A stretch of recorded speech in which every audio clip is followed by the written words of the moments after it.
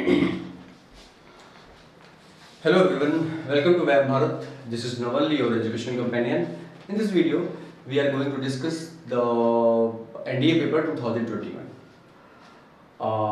Last के दो videos में हमने सेम पेपर हमने डिस्कस किया था, क्वेश्चन नंबर 1 से 5 तक फर्स्ट वीडियो में, और क्वेश्चन नंबर 6 to 12 हमने सेकंड वीडियो में। दोनों के लिंक जो है डिस्क्रिप्शन बॉक्स में दिया हुआ है, उसको अगर आप लोगों ने नहीं देखा है तो उसको भी देख लीजिए।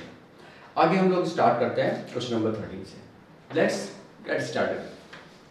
तो question number 13 is if one root of 5x square plus 26x plus k is equal to 0 is reciprocal of the other.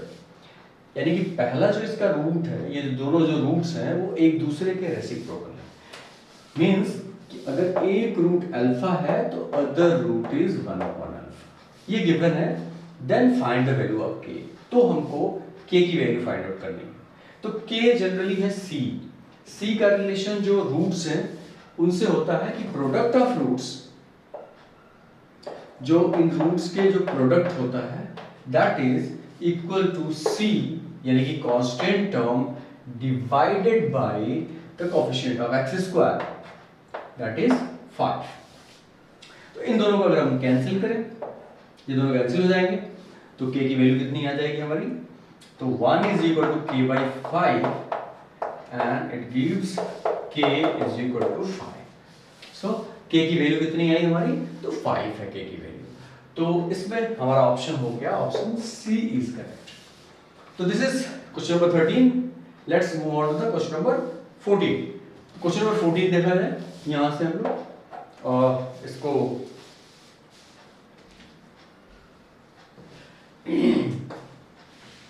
Question number 14 एक सिंपल क्वेश्चन है परम्यूटेशन एंड कॉम्बिनेशन से। परम्यूटेशन एंड कॉम्बिनेशन से है question number 14। ये क्या दिया हुआ है कि in how many ways can a team of 5 players be selected from 8 players so that not to include a particular player. एक पर्टिकुलर 8 प्लेयर्स हैं, इसमें से एक प्लेयर को हमको सेलेक्ट नहीं करना है, यानी कि 7 प्लेयर्स में से ही हमको सेलेक्ट करनी है टीम। और टीम में कितने प्लेयर्स हैं? That is 5। तो 5 को सेलेक्ट करना है हमको 8 प्लेयर में से, लेकिन एक प्लेयर को हमको इंक्लूड नहीं करना है। दिस मींस दैट कि we have to select 5 from 7। तो 7 से 5 को सेलेक्ट करने का जो हमारे पास नंबर ऑफ वेज है that is 7c5। तो 7c5 की वैल्यू क्या आएगी हमारी? 7c5 को हम लिख सकते हैं 7c2, क्योंकि हम जानते हैं कि NCR is equal to NCn-r। इसको यूज करके हमने 7c5 को 7c2 लिख दिया, और 7c2 अगर हम कैलकुलेट करें 7 6 डिवाइडेड बाय 2 2 3 जा 6 and this is equals to 21। So options हमारे पास जो गिवन थे, तो ए ऑप्शन था हमारा 42, बी ऑप्शन है हमारा 35, सी ऑप्शन है 21 and D option is 20। So option C is correct in this case. तो 14 क्वेश्चन ये परम्यूटेशन एंड कॉम्बिनेशन था, बहुत इजी सा क्वेश्चन था, बहुत बेसिक क्वेश्चन था। Now let's move on to the question number 15। Question number 15 जो है वो हमारा बाइनोमियल से है, थोड़ा सा अच्छा क्वेश्चन है, क्योंकि दिखने में थोड़ा डिफरेंट क्वेश्चन दिख रहा है। What is the coefficient of middle term?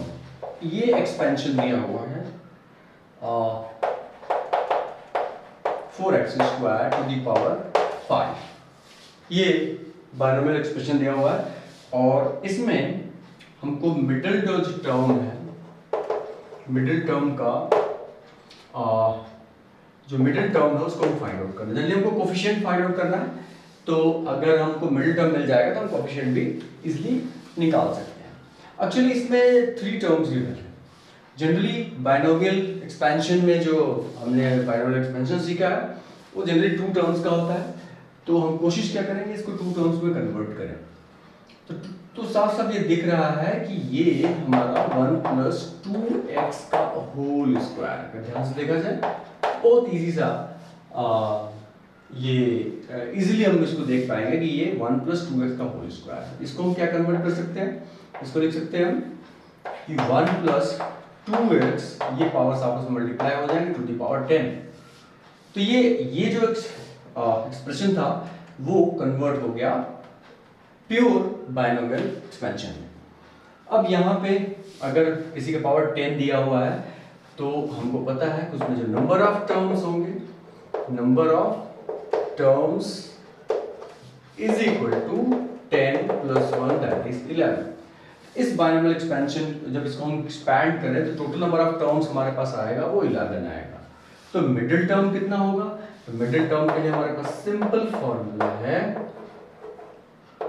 Middle term हम कैसे निकालते हैं, middle term will be equal to, अगर ये ऑड है तो middle term 11 + 1 divided by 2 simply हम कर देते हैं, दैट इज 12। 11 + 1 12 डिवाइडेड बाय 2, यानी कि 6th जो टर्म है वो हमारा मिडिल टर्म है, यानी कि हमको 6th जो टर्म उसका कोएफिशिएंट निकालना है, वही आंसर होगा हमारा। तो 6 टर्म हम यहां से निकालते हैं, 6 टर्म यानी कि T6 will be 10c5 and 2x to the power 5, यानी कि हमारे पास कोएफिशिएंट क्या मिला, 10c5 and into 2 raised to the power 5, 2 raised to the power 5, ये हमारा कोएफिशिएंट मिला और यही हमको इसमें निकालना था, यही पूछ रहा है क्वेश्चन। तो ऑप्शंस भी हम लिख लेते हैं, कौन कौन सा ऑप्शन गिवन है। तो इसमें यहाँ पे मैं लिख देता हूँ, option A is given 8064, B option is 4032, C option is 2016 and D is 1008। ये 4 ऑप्शंस हैं, कैलकुलेट करते हैं, इसका जो आंसर आएगा, इसको कैलकुलेट करने पे आएगा जो, वही ऑप्शन हमारा करेक्ट होगा। 10c5 को कैलकुलेट करते हैं, ये होगा 10 9 8 7 into 6 into 2 raised to the power 5, that is 32, divided by 5 into 4 into 3 into 2 into 1। तो 4 2 जा 8 and 8 4 जा 32, ये कैंसिल हो गया यहाँ से। अब हमारे पास बचा है 3, तो 3 2 जा 6 and 5 2 जा 10। अब इसको हमको मल्टीप्लाई करना है, सो 4 2 जा 8 8 जा 64 64 2 जा 128, सो 128 into 9 into 7। अगर 9 से इसको मल्टीप्लाई करते हैं, ये 2 5 and 11, 7 से 7 2 जा, आप डायरेक्टली देख सकते हैं हमारा ऑप्शन यहाँ से, 7 2 जा 14 यानी कि 4 ऑप्शन वाला एक ही ऑप्शन हमारे पास है जिसमें लास्ट में 4 आ रहा है, this means that this option is correct. And अगर हम इसको मल्टीप्लाई करें एग्जैक्टली हमारा 8064, इसको मल्टीप्लाई करने की जरूरत नहीं है क्योंकि जो लास्ट डिजिट है वो 4 सिर्फ इसमें आ रहा है, सो ए ऑप्शन इज करेक्ट। तो ये क्वेश्चन हमारा 14 था, सिर्फ कैलकुलेशंस में था। और पहली चीज जो इसमें जो दिक्कत थी उसमें, दैट इज इसमें 3 टर्म्स दिया हुआ था, तो उसको हमको 2 टर्म्स में हमने कन्वर्ट किया और then calculate the value of the coefficient. Now ये क्वेश्चन नंबर ये this was the question number 15। गलती से 14 लिखा रह गया, हमने चेंज नहीं किया, ये क्वेश्चन नंबर 15 था, आप तो फिर से इसको करेक्ट कर लीजिए। This is question number 15. Now, question number 16 is from complex number. Complex number से बहुत ढेर सारे क्वेश्चन हैं, तो पहले भी हमने कॉम्प्लेक्स नंबर से क्वेश्चन देखा था। अब क्वेश्चन नंबर 16 जो है वो अगेन कॉम्प्लेक्स नंबर से आ गया क्वेश्चन, तो इसको देख लेते हैं जरा हम। तो question number 16 is what is this? The smallest positive integer n for which ये कॉम्प्लेक्स नंबर दिया है 1 - i/1 + i to the power n square is equal to 1। तो इसमें हमसे पूछ रहा है कि स्मॉलेस्ट पॉजिटिव इंटीजर n, ठीक है, यानी n की जो स्मॉलेस्ट वैल्यू है इंटीजर में, पॉजिटिव इंटीजर में n की जो स्मॉलेस्ट वैल्यू है उसको हमको कैलकुलेट करना है। यहाँ पे उसी को इस क्वेश्चन में हमको बताना है। ऑप्शंस में यहाँ पे लिख देता हूँ। Option A is 2, B is 4, C is 6 and D is 8। तो ये हमारे ऑप्शंस हैं 2, 4, 6, 8। चलिए देखते हैं। एज यूजुअल पहले हम क्या करते हैं, इसको रैशनलाइज करते हैं। That is 1 minus I upon 1 plus I into 1 minus I and इसके कॉन्जुगेट से हम मल्टीप्लाई करते हैं ऊपर नीचे, न्यूमरेटर और डिनोमिनेटर को। तो ये हो गया हमारा this to the power n square. तो यहां से तो ये a square minus b square, complex number में ये a square plus b square होता है, और एग्जैक्टली ये इसका होल स्क्वायर हो गया, ये 1 माइनस आई का होल स्क्वायर हो गया, और नीचे हो गया 1 स्क्वायर माइनस आई स्क्वायर। अगर हम स्टेप बाय स्टेप कर रहे हैं इसको तो लाइक दिस, यहां इसका होल स्क्वायर कर देते हैं। ये हो जाएगा 1 प्लस आई स्क्वायर माइनस 2i, और नीचे हो गया हमारा 1 का square 1 minus I square is minus 1, again n square. सारे स्टेप्स हम लेते हैं यहाँ पे। तो सो ये हो जाएगा 1 एंड आई स्क्वायर की वैल्यू होगी minus 1 minus 2i and 1 plus 1 यानी कि 2 हो गया to the power n square is equal to 1 चलता आ रहा है। ये वैल्यू 1 है, ये गिवन है। तो अब हम क्या करें, ये और ये कैंसिल हो गए। अब इसका जब हम यहां से 2 और 2 भी कैंसिल हो गए, आ गया हमारे पास simply minus i to the power n square is equal to 1। हम जानते हैं i का जो मिनिमम पावर होता है जिस पे ये 1 के इक्वल होता है, and that is i to the power 4 की वैल्यू 1 होती है। i का पावर 4 वो मिनिमम वैल्यू है, मिनिमम इंटीग्रल पॉजिटिव इंटीजर है जिस के लिए इसकी वैल्यू 1 आती है। तो इसका मतलब है कि जो n स्क्वायर की वैल्यू है वो हमारी कितनी आनी चाहिए, n स्क्वायर की वैल्यू हमारी 4 आनी चाहिए, ठीक है। तो n स्क्वायर अगर 4 आएगा तो n की वैल्यू हमारी प्लस माइनस 2 होगी। हमको नेगेटिव इंटीजर लेना नहीं है, सिर्फ पॉजिटिव इंटीजर लेना। सो n की वैल्यू हमारी कितनी हो जाएगी 2, माइनस आई का पावर अगर हम 4 पुट करते हैं तो एग्जैक्टली वैल्यू 1 के इक्वल आएगी, यानी कि n की वैल्यू इस केस में हमारी हो जाएगी 2। तो ऑप्शन 1 इज करेक्ट। अच्छा क्वेश्चन था, सिंपल है, ज्यादा कुछ इसमें दिक्कत नहीं है। तो क्वेश्चन नंबर 16 है। Now let's move on question number 17। तो इसको आप लोग समझ में आ गया होगा। क्वेश्चन नंबर 17 हम देखते हैं। तो बार बार हर वीडियो मैंने ये बात बोली कि जब भी जिस भी स्टेप में आपको प्रॉब्लम है, जिस भी कॉन्सेप्ट में अगर कुछ भी प्रॉब्लम है, आप विदाउट एनी हेजिटेशन आप कमेंट बॉक्स में लिखिए, ठीक है। तो question number 17 is what, and this is the value of x है, लॉग से, एक लॉगरिथम से ये क्वेश्चन है कि हमको हमारे पास दिया हुआ है लॉग, बहुत इजी सा क्वेश्चन है ये, log cos x sin x, log sin x to the base cos x is equal to 1 given है। then where x is, x की जो इंटरवल गिवन है ये 0 से π/2 के बीच में है, ये is what। ऑप्शंस ये भी लिखते हैं। Option A is π/12, B is equal to pi by 3, C is equal to pi by 4, D is equal to pi by 6।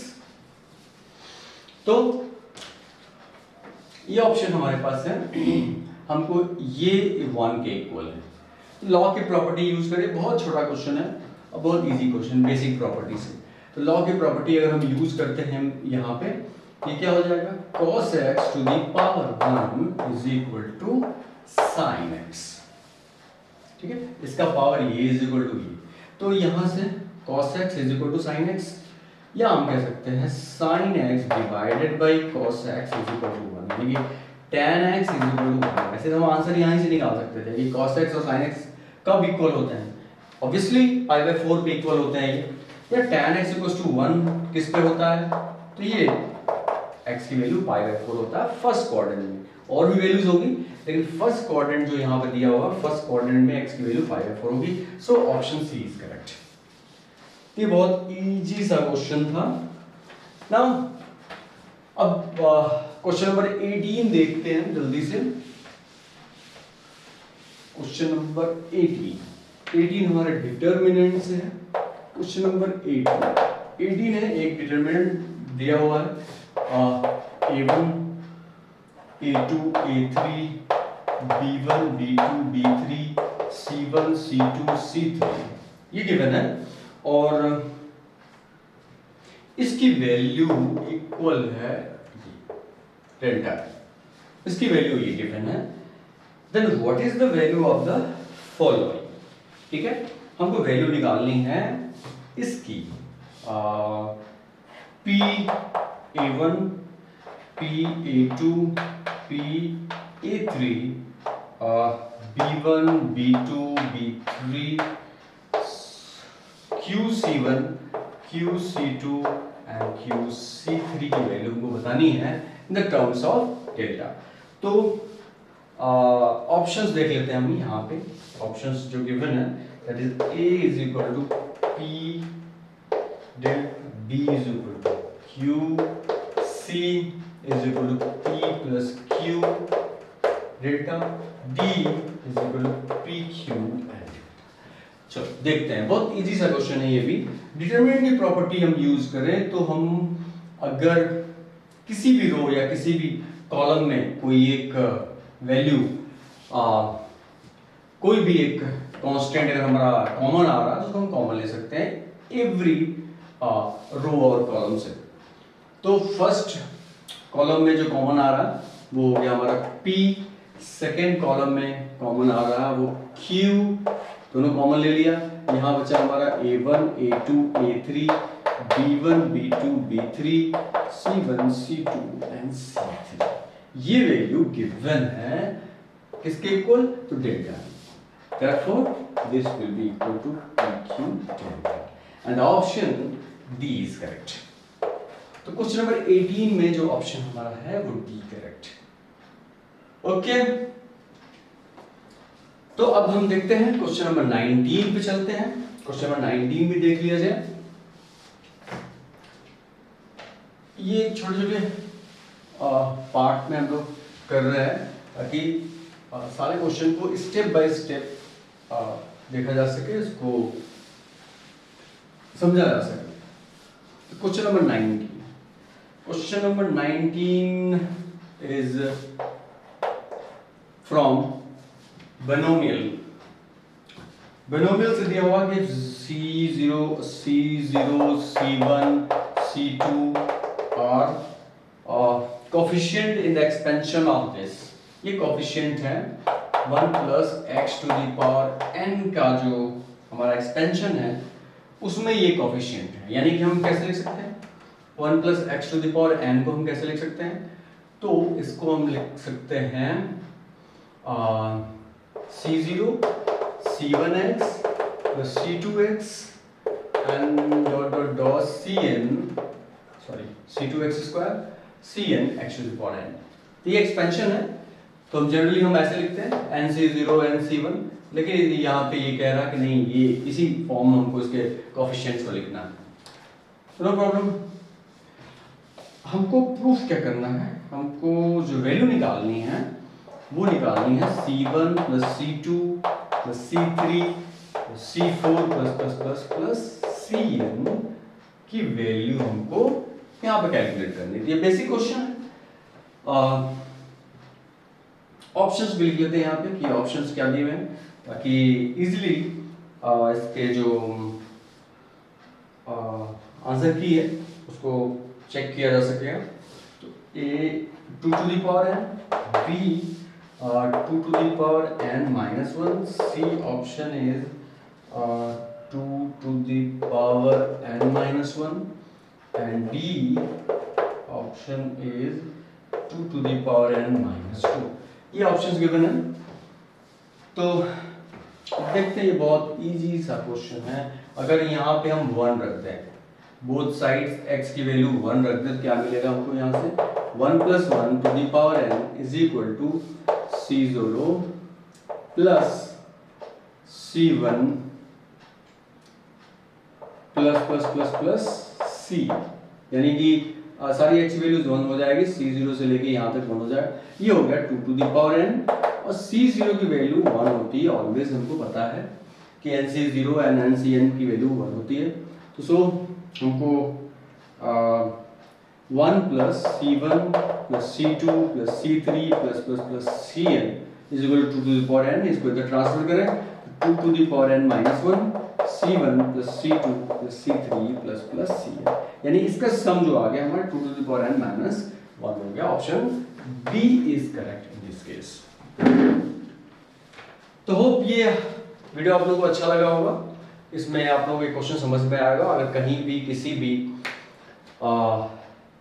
Problem में, किसी भी क्वेश्चन में, अगर कहीं भी किसी भी स्टेप में प्रॉब्लम है, अगर उसको दिक्कत समझने में, तो आप कमेंट बॉक्स में लिखिए, उसको एक सेपरेट वीडियो मैं आपको एक्सप्लेन करूँगा।